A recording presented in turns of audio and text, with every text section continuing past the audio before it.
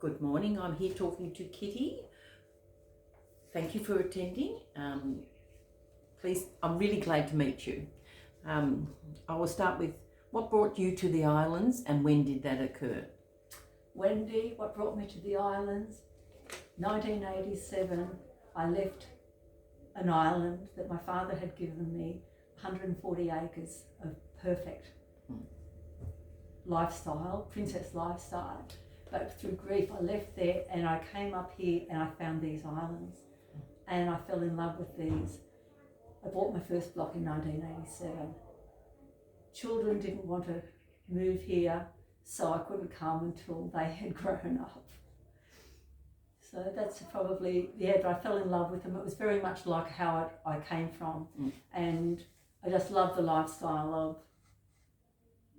the commuting on the water and the mangroves. I love the smell of the mangroves. When it's mud, there's something about that. I'm sure it's a bit like the Dead Sea in the fact of the nutrients. I don't know, but that to me is my health because I was born on an island that close, and now I just feel like I came home, and it was to do with the environment. Did you build your house, or did the block of land you buy, did that have a house on it? No, that block of land was here on Russell at Fiji Street. No, I sold it. Always money is always the object of why you do things. Never made a cent on the islands at all. I've lost every time. I bought 5 times on the islands over 34 years. But moved over in 2001 and on Parulpa Island off Macleay.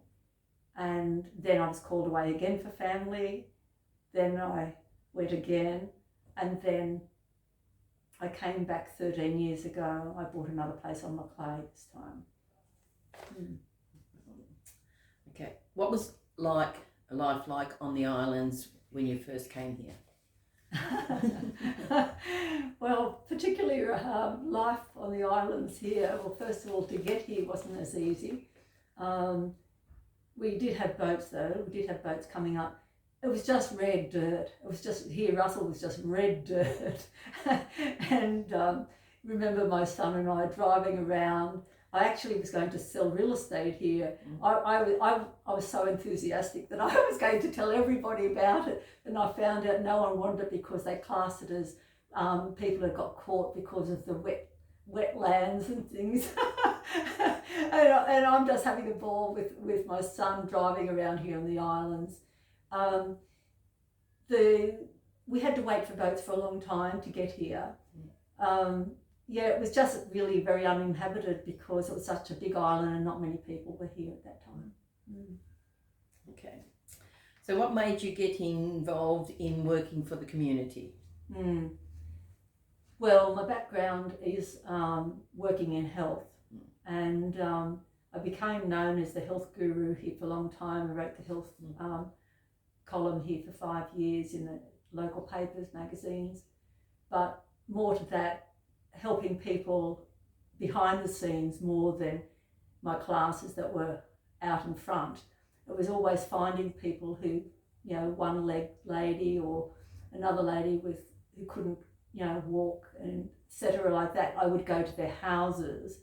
So I offered a service on the island for people who we didn't have very much in helping people like the paramedics. There was just one paramedic, and first responders when I was first here, which was what I was going to do. But when I actually moved here in 2001, they had omitted the first responders then. So I became part of the AMBO. I think I was secretary, or something like that.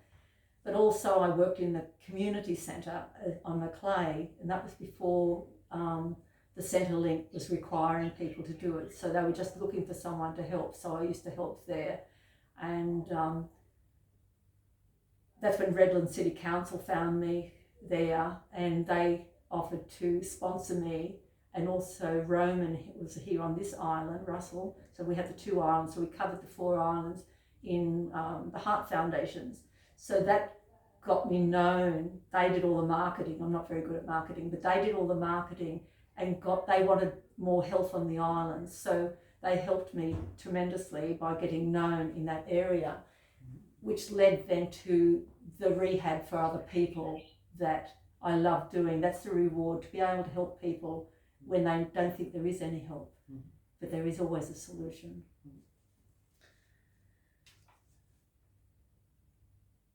Have there been any memorable events that have made an impact on you?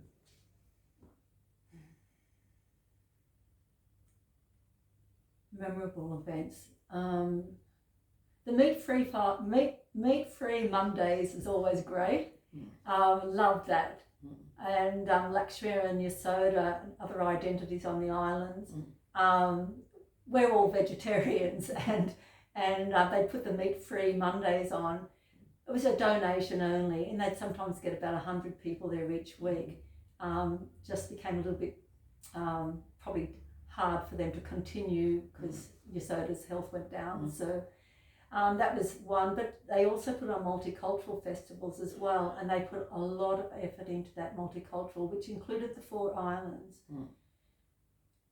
Here on Russell here, I just think watching the Resilience Centre grow.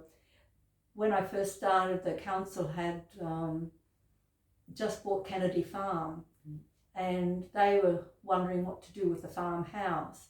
So I had that for 6 years free of charge from the council, because they said, we want people like you in there. And that's where I started teaching Tai Chi there. And I watched that Tai Chi for health programs, not just ordinary Tai Chi. But there was avocado farm. And so I used to walk through all these trees, and the memorable thing is every week I'd go home with a bag of avocados and sort of give people avocados. And I even to this day, I hate paying for an avocado when we could have them all for free. But I watched that grow, and then we ended up with basketball and tennis courts there, as well as the big Resilience Centre. And I've seen that absolutely change from this, what I thought was beautiful avocado farm, but now very appropriate for our lifestyle here on the island, because that Resilience Centre and the fields, the football fields, soccer fields, and the tennis courts, and the swimming pool that they've put in here in Russell has been amazing, because as you know, Wendy, it's a suburb now. It's not just island and remote living, it's a suburb, and people are finding us, and now our population has grown so much that all this can be utilised. So the council had the foresight to put that in. Have you enjoyed living here over the years? I'm still here. I love living on the islands. Yeah, and it's my home away from home, from where I was born. I was born on an island, given an island, and now reside on an island. This is better than the other two. I must have grown up, because I'm all about a people person, about helping people, and sharing the islands with other people is far superior than having your own 140 acres, and having to milk cows and carry buckets of milk. So yeah, I love the islands, and every person I meet, it's just wonderful to. I won an Australia Day award by being the friendliest, and I hope that can maintain as I continue growing older. Hopefully that we can welcome anyone who wants to come. All right. Well, thank you very much for your time. It's been wonderful talking to you. Thank you, Wendy.